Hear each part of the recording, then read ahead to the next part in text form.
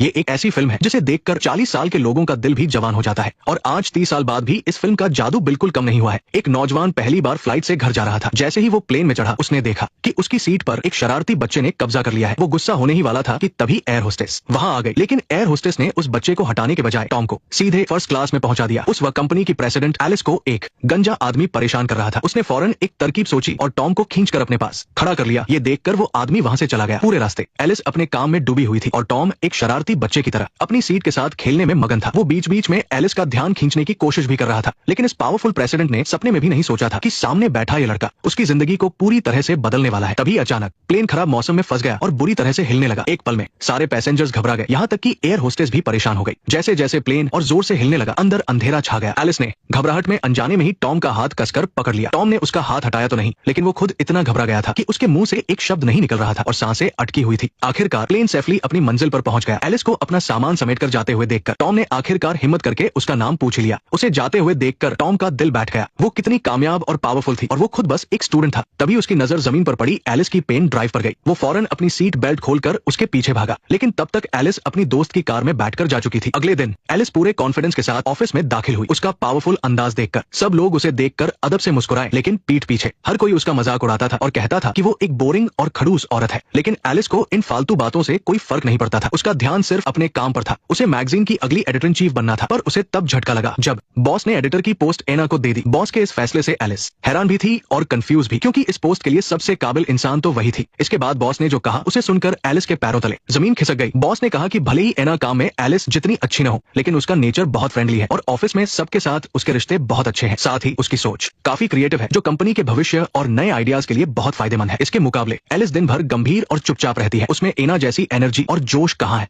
Boss की ये बातें सुनकर एलिस ने कोई बहस नहीं की और चुपचाप इस सच्चाई को मान लिया। उसने फैसला किया कि वो खुद को काम में डुबो देगी। जब एलिस ने डेटा देखने के लिए अपना कंप्यूटर खोला तो ये देखकर घबरा गई कि उसकी पेन ड्राइव गायब है। वो परेशान थी। तभी उसकी नजर कंप्यूटर स्क्रीन पर चिपके एक नोट पर पड़ी। उस पर लिखा था कि आज कोई आदमी उससे मिलने आया था, लेकिन वो उस वक्त बहुत बिजी थी। इसके बाद एलिस ने फौरन उस नोट पर लिखे नंबर पर फोन किया। उस वक्त टॉम अपने दोस्तों के साथ एक पब में पार्टी कर रहा था। उसने खुशी खुशी एलिस को पब का पता बता दिया। एलिस ने एक पल भी नहीं सोचा और फौरन उस पब की तरफ निकल पड़ी। ये पहली बार था जब वो ऐसी किसी शोर शराबे वाली जगह पर गई थी, लेकिन उसके दिमाग में बस एक ही बात थी कि जल्दी से पेन ड्राइव लेकर वापस ऑफिस जाकर काम करना है। मगर पेन ड्राइव उस वक्त टॉम के पास नहीं थी।